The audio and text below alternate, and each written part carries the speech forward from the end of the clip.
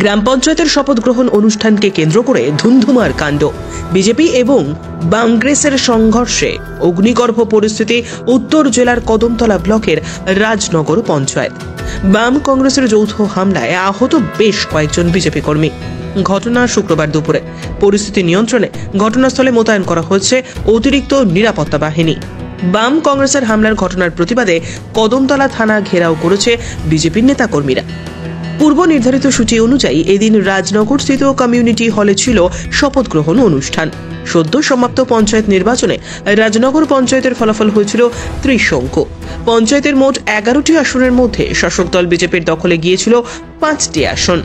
কংগ্রেস পেয়েছে 4টি এবং সিপিআইএম 2টি। একা কোনো দলই পঞ্চায়েত দখল নিতে পারেনি। তবে বাম কংগ্রেস জোট হয়ে পঞ্চায়েত গঠন করে। বিজেপির নির্বাচিত সদস্য আব্দুল মুমিনের কথায় এদিন নিয়ম করেই পঞ্চায়েতের শপথ গ্রহণ অনুষ্ঠান অনুষ্ঠিত হয়। শপথ গ্রহণের শেষে আচমকা কংগ্রেস এবং সিপিএম এর নেতাকর্মীরা ঝাঁপিয়ে পড়ে বিজেপি কর্মীদের ওপরে এবং তাদের মারধর করে। গ্রাম পঞ্চায়েত 30 অঙ্ক। আমরা ভারতীয় জনতা পার্টি 5টা আসন পাইছি, কংগ্রেস পাইছে 4টা আসন আর সিপিএম 2টা আসন। তারা সমঝোতার মাধ্যমে তারা প্রধান উপপ্রধান সিলেকশন করছে। শপথ গ্রহণের সুন্দর মতো হয়েছে।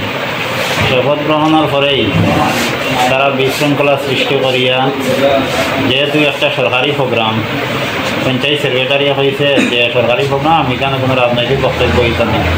আমিও কিনারও আসলাম। হঠাৎ করিয়া সিপিএমর এবং কংগ্রেসের গুন্ডাবাহিনী আমার ধাক্কা মারিয়া মাটি ফলাইয়া মাই আরম্ভ করছে। আমার সঙ্গে আরও 2-4 জন আসলো। তারা 2-4 জন বলতে প্রায় 7-8 জন আসলো। সবরে তারা বেদরক মারধরক করছে। লাঠি ছটা, দোলা, ডিল সব কিছু দিয়া তারা। এমনকি এখানে জড়িত পঞ্চায়েত সদস্য জহরুল হক এবং ময়ূব আলী এবং পঞ্চায়েত সদস্য তোমার আলী হোসেন এবং প্রায় একই সুরে কথা বলেন হাসপাতালে চিকিৎসাধীন বিজেপির অপর কর্মীও। আজকে রাজনগর পঞ্চায়েতে শপথ গ্রহণ কংগ্রেসের সিপিএমে তারা আগে করিয়া রাখছে, তারা বিজেপিরও পিটাপিটি করতো। ওর জন্য তারা আপনাদের কমিটি হলের বিজেপি পিটাপিটি করছে। রাজনগর কমিটি হলে রাজনগর কমিটি হলে কি অনুষ্ঠান আসলো? শপথ গ্রহণ আছে। কয়জন আহত করছে আপনারা? আমরা 8-9 আছি।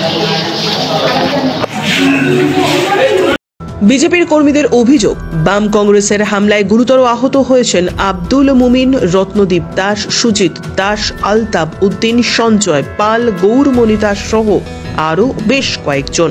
আহতদের উদ্ধার করে প্রথমে নিয়ে আসা হয় কদমতলার সামাজিক হাসপাতালে। তাদের শারীরিক অবস্থার অবনতি হওয়ায় সেখান থেকে গুরুতর আহতদের দ্রুত রেফার করা হয় ধর্মনগর জেলা হাসপাতালে। ঘটনার খবর পেয়ে ঘটনাস্থলে ছুটে যান মহকুমা প্রশাসনের আধিকারিক সহ কদমতলা থানার বিশাল পুলিশ বাহিনী। পুলিশ গিয়ে পরিস্থিতি নিয়ন্ত্রণে আনলেও ঘটনায় উত্তেজনা বিরাজ করছে গোটা এলাকায়।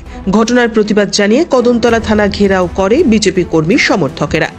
সিপিএম কংগ্রেসের পাল্টা অভিযোগ, বিজেপির সদস্যরা পঞ্চায়েত দখল করতে পারেনি বলেই হামলা সংগঠিত করেছে। বিজেপির লোকজন নির্বিচারে মারধর করে বাম কংগ্রেসের নেতাকর্মী সমর্থকদের।